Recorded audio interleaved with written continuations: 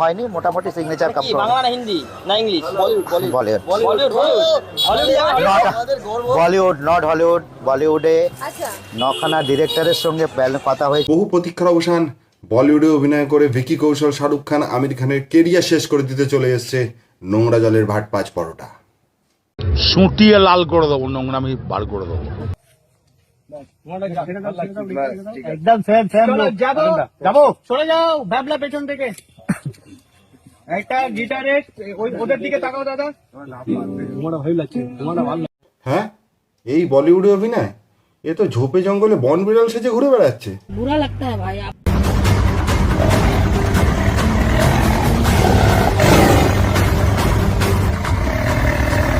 আর এই দেখো, বনের বাঘ চলে এসছে সিরিয়ালের সেটে অভিনয় করতে।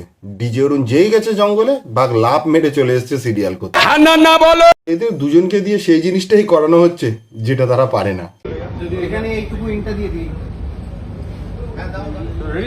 দিদি আপনার হাতে থালা ছিল, আপনি সরে যান, এখান থেকে সরবেন। আর এদিকে দেখো, 3টে পরোটা, আনলিমিটেড তরকারি, একটা সেদ্ধ ডিম, একটা পেঁয়াজ, একটা কাঁচা লঙ্কা। বিখ্যাত রাজুদা সত্যিকারের পৌঁছে গেছে বাংলা সিরিয়ালের সেটে।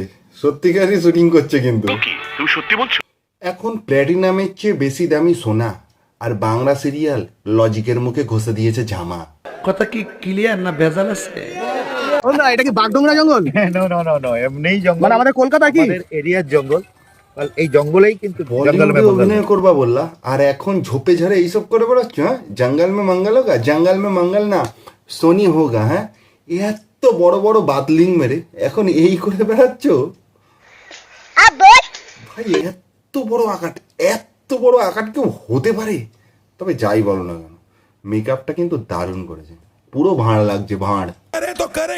কোথায় কোথায় এটা বলো, এই জঙ্গলটার মধ্যে আর পেছনে কি তো শুটিংটা ঠিক হচ্ছে কোথায় বলো? আমরা সবাই তোমার ফ্যান, দেখতে যাব তোমাকে। 400 কোটি তোমার ভ্যালু, সবাই মিলে দেখতে যাবো। বলো কোথায় শুটিংটা হচ্ছে, কোথায়? ওই তোমার প্রমাণ নিচে। কি বলো ভুলভাল কথাবার্তা? আমি সবাইকে বলে দিই ভাই, এই সব কর্মকাণ্ডের পেছনে কিন্তু আমার কোনো হাত নেই, সরি পোঙা নেই কিন্তু, আমি আগেই বলে দিলাম। হতে পারে একটা শুটিং হবে, গানের শুটিং। আচ্ছা আচ্ছা, তার জন্য এত মানুষ, শুটটা দেখতে থাকো। বলে কি আমি বলেছিলাম না, अभी तो ट्रेलर देखा है, फिल्म अभी बहुत बाकी है, चलते रहो। একদম একদম তাড়াতাড়ি সিনেমাটা বার করো। ট্রেলার দেখে সবাই পাগল হয়ে যাচ্ছে একেবারে। স্টকে যত রকম খিস্তি আছে সব দিয়ে শেষ হয়ে গেছে। তাড়াতাড়ি সিনেমাটা বার করো, নতুন নতুন খিস্তি শুনতে চাই, আবিষ্কার হচ্ছে নতুন নতুন খিস্তি, এরকম দেখে যেতে চাই।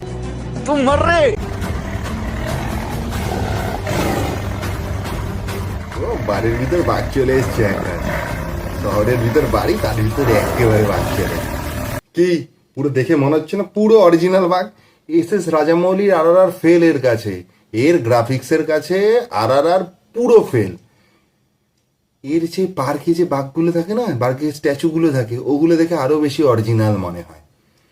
কেমন দুপা ছেদের কেলনের মতো দাঁড়িয়ে রয়েছে, একে দেখে ভয় পেতে যাও কেন আমরা? তবে নায়িকার পারফরমেন্স কিন্তু অসাধারণ। দেখো, দেখে সত্যিকারের মনে হচ্ছে শাক বাজাচ্ছে। ঋতুধির মতো না, ফলস দিয়েছে।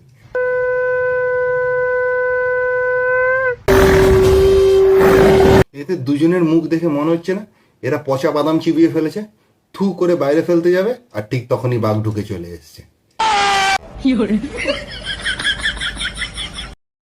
এই সিনটার নিচে বড় বড় করে লেখা, বাঘটা VFX এর তৈরি। না মানে মানে কি কি মনে হচ্ছে আমাদের দেখে? কি এটা না লিখলে কি আমরা একেবারে বুঝতেই পারতাম না যে বাঘটা VFX এর তৈরি? মানে অরিজিনাল ভেবে একবারে ভয় পেয়ে যেতাম নাকি? বাঘটা একেবারে স্ক্রিন থেকে লাফ দিয়ে এসে আমাদেরকে একবারে টুটি চিপে ধরতো। কি কি মনে হয় আমাদের? কি মনে হয় যে এটা এত বড় বড় করে লিখে দিতে হয়েছে?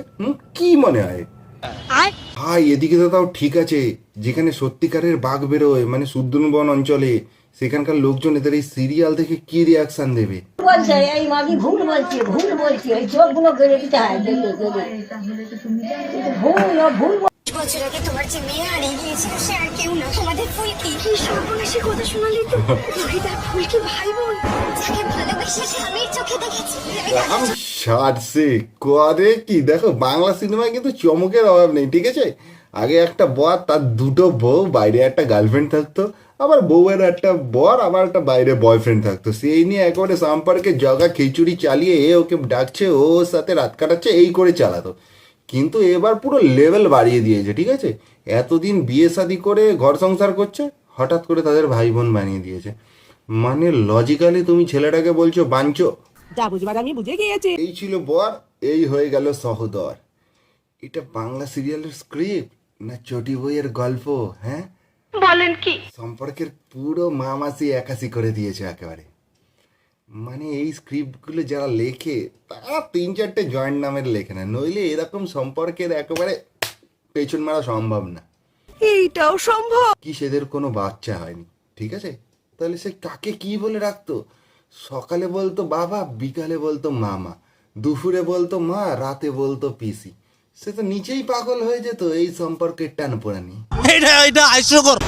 ডাক্তার কাকা কি হয়েছে বলুন তো? কনগ্রাচুলেশনস, তুমি বাবা হতে চলেছো। বাবুটা কবে এত বড় হয়ে গেল আমরা বুঝতেই পারলাম না।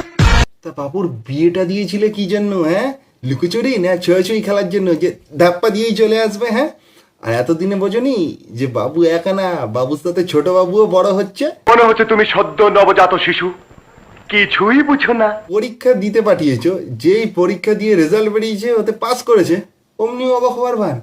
তা পরীক্ষা তো দিতে গেছিলোই ওই জন্য যাতে পাস করতে পারে, ব্যাস ফল বেরিয়েছে, এবার সেই ফল নিয়ে সামলাও।